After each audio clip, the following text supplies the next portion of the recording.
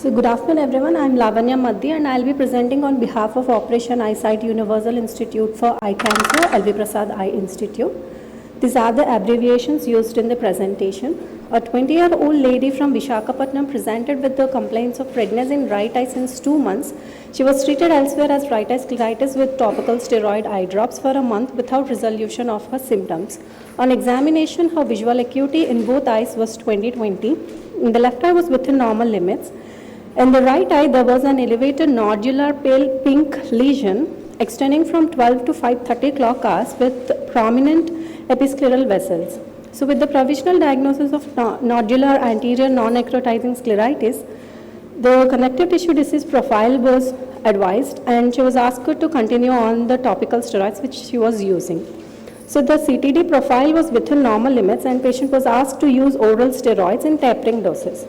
After 1 month of steroids, clinically the lesion became more diffuse. Sorry, the clinical photograph is not available. The fundus examination and FFA were within normal limits. However, in B scan, there is subtenon fluid in the right eye and left eye was normal. So as the lesion was diffuse in clinical examination with the suspicion of extraocular or orbital lesion, she was advised to take oculoplasty opinion and was asked to taper the oral steroids. But the patient did not review as advised and she came after 12 weeks of partially compliant on and off oral steroids. Surprisingly, the lesion was much flatter with minimal congestion and she was continued on topical NSAID eye drops. After 2 weeks, she came with the recurrence of redness in the right eye and on examination there was an elevated pale pink lesion from 12 to 3 clock hours and she was advised to undergo CT orbits. Patient was lost to follow-up for 3 months and 3 months later she presented with the lesion extending from 10 to 5 clock hours. This time there was mild proptosis of right eye and fundus examination showed ILM folds. ASOCT through the lesion showed that the lesion is subepithelial in location. And macular OCT showed elevation of posterior pole corresponding to the ILM folds. CT orbit showed soft tissue densities molding around the right globe with a significant retrobulbar component possibly causing the elevation of the posterior pole. At this point of time, our differential diagnoses were periocular lymphoma, anterior nonspecific orbital inflammation or sarcoidosis. Serum ACE and IgG4 were normal and patient was advised incisional biopsy. The incisional biopsy showed predominantly crush artifacts due to which the morphology of normal or abnormal cells were not identified. The Ki index of these cells was less than 1% and these crushed cells were positive for CD45. However, the biopsy was inconclusive and was advised to get repeat biopsy. While awaiting the HPE and IHC reports, the lesion became more diffuse with chemosis and proptosis increased and the extraocular movements limitation were also increased. In the repeat incisional biopsy, H&E stain showed round cells with crushed artifacts and IHC markers, cytokeratin, desmin, TDT and CD20 were negative. MPO was strongly positive and these cells are also positive for CD34 and CD45. This time the Ki67 index is high. With all this, the IHC report was extramedullary myeloid sarcoma. So myeloid sarcoma is an extramedullary solid tumor that's caused by an abnormal proliferation of immature precursors of white blood cells. Orbital involvement is very rare and primary orbital involvement without a systemic disease is even rarer. So we went ahead and advised bone marrow biopsy, complete blood workup and whole body PET CT. Bone marrow biopsy and blood workup was within normal limits and PET CT showed hypometabolic uptake in right periocular region and no other metabolically active lesion elsewhere.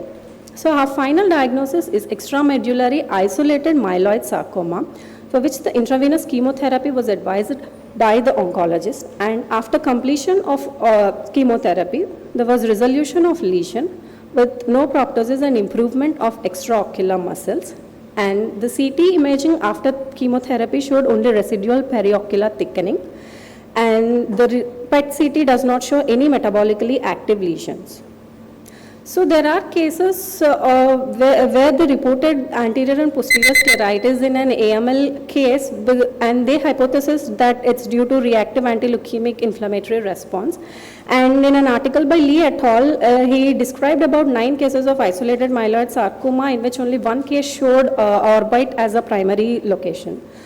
So to conclude, our patient presented with an elevated nodular lesion and subtenon fluid in subsequent follow-ups. After 12 weeks of steroids, the lesion significantly reduced, and after 2 weeks there was recurrence and she was lost to follow-up, and later presented with a diffuse lesion and proptosis, and CT showed soft tissue densities around the globe. Initial incisional biopsy was inconclusive, and while awaiting the report there was progression of the disease, and repeat biopsy showed strong MPO positivity, and PET CT showed periocular metabolically active area, and the final diagnosis of extramedullary isolated myeloid sarcoma of orbit, which was treated with intravenous chemotherapy, showed resolution.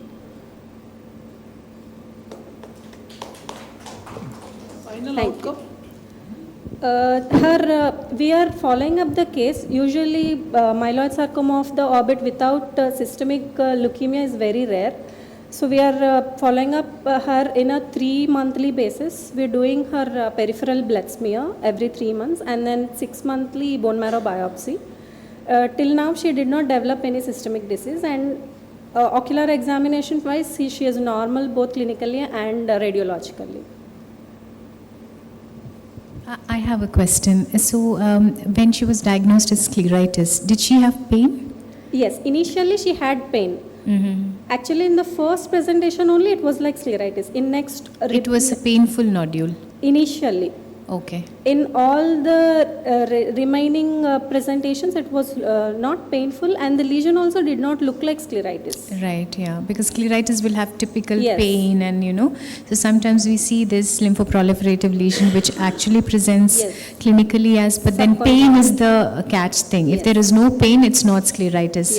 If there is, if there is pain, it's scleritis, and if there is no pain, then we usually think of something else. This is out of my curiosity. I have never seen a primary extra.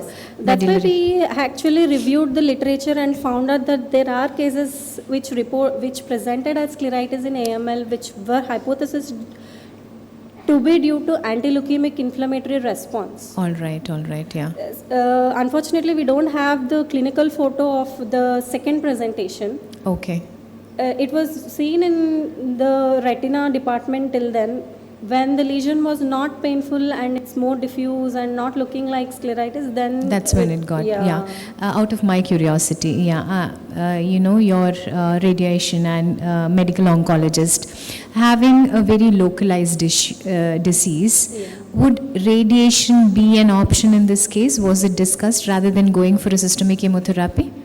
Actually, as per the literature, myeloid sarcoma, usually it presents as a precursor to systemic leukemia. So our treating oncologist, when we discussed with him, he said there are high chances of developing a systemic leukemia. So chemo is better. preferred. But now so far she has no in this systemic 1 year, involvement. she did not and anyway, she received the chemotherapy also, right? Yeah. All right. Thank you so much. Very interesting case.